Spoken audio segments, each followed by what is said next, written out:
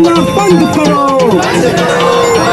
पूंजीपतियों से यारी है, जनता से गद्दारी है। इंकलाब जिंदाबाद, जिंदाबाद जिंदाबाद जिंदाबाद जिंदाबाद जिंदाबाद।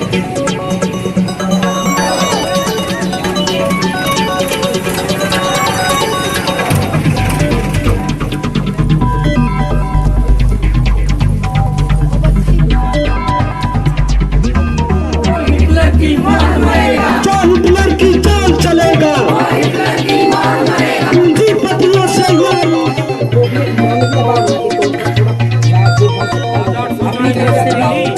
इसके लेटर के साथ आप भी अपनी जो वो है खरीदेन का के बने जी खरीद एक फेरी दे तो दिए हैं, दो भी दिए जी, 1800 के भी दिए हैं। फिर मैं देखा नहीं दोबारा चूल्हा चलाने की नौबत आएगी। बस ना तो सब्सिडी देंगे 800 का 850 का सिलेंडर पर है, उसका हम क्या करेंगे जी। हमारे पास 1 रुपया भी नहीं होगा तो 800 का 71 रुपये ले आऊंगा, खाली इधर रहूंगे जी। मैं तो घर आते ले जो ठाका मोदी की क्या करनी है हमने बताइए। कुछ भी नहीं दे रही, बीपीएल पर तो सारी खोस ली। बीपीएल पर कोई सुविधा नहीं है, बीपीएल पर कहने की सुविधा हमारे दौर तो आने की सुविधा एक भी नहीं है। हमने कुछ नहीं पाता बीपीएल पर। ना सरकार की सुविधा का बना के सरकार कौन न्यू कान का के बना जीव गरीब वाला पहुंच दिया नहीं सुविधा ऊपर लेखा जाए ना तो वो सुविधा मारते ही आन दिए को नहीं, हमने सुविधा कर के बेरा मिला है कि नहीं मिला है जी। मारते ही आन दिए को नहीं सुविधा। उस पर मार ज्यादा पड़ रही है। कोरोना सबसे बड़ा कोरोना तो गरीबी है, जिससे हम मर रहे हैं। टिक्के से भी मरना, गरीबी से मरना। तो हम इस चीज के बारे में तो जब सोचेंगे जब हमारे पेट में कुछ जाएगा, जब हमें रोजगार मिलेगा।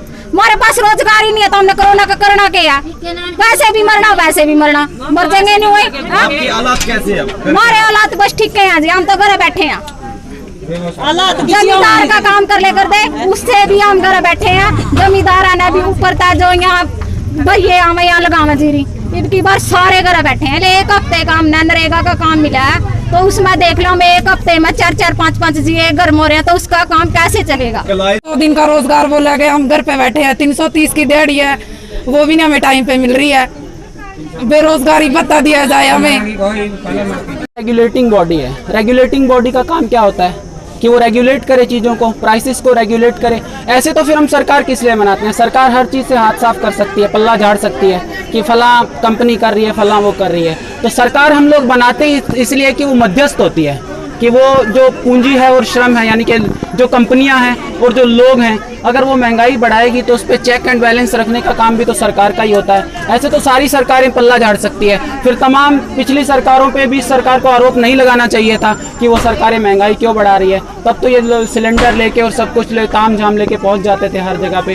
तो ये तो अपना पल्ला झाड़ने वाली, अपनी चमड़ी बचाने वाली बात होती है कि कंपनियां बढ़ा रही है, पेट्रोल की जो जितने के सारे ये हैं ये बढ़ा रहे हैं। इन बातों ये देखो, जब तक अत्याचार चलेगा, जब तक महंगाई बढ़ेगी, चाहे वो बीजेपी सरकार आए, कांग्रेस सरकार का है, लोगों के पास क्या है? लोग लड़ सकते हैं, अपनी मांगों के लिए सड़कों पे उतर सकते हैं। और जब वो बड़ी संख्या में उतरेंगे तब सीधी सी बात है कि सरकारों को दबाव में आके उनकी बात माननी भी पड़ेगी। लेकिन ये सरकारें हम लोग जानते हैं बहरी होती है कि इनके कान पे जूं नहीं रेंगती है। तो जब तक नहीं महंगाई रुकती है या लोगों की समस्याओं का निदान नहीं होता है, तब तक लोग सड़कों पे उतरते रहेंगे, अपनी मांगों के लिए लड़ते रहेंगे। जो मुख्य प्रदर्शन इसी बात को लेकर है फिलहाल तो, कि भाई जो महंगाई बढ़ रही है दिन प्रतिदिन, जैसे अभी आप सवाल कर रहे थे, जो कि 2014 में मोदी ने बड़े बड़े वादे करे थे और उस टाइम पे लगभग 300 के आसपास सिलेंडर था, लेकिन आज जो सिलेंडर की कीमत है वो 850-900 पहुंच चुकी है।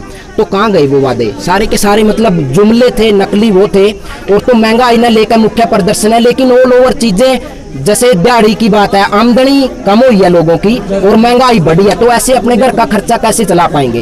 तो इसी को लेकर के मुख्य प्रदर्शन है और मेहनत का आबादी ही ये प्रदर्शन कर रही है।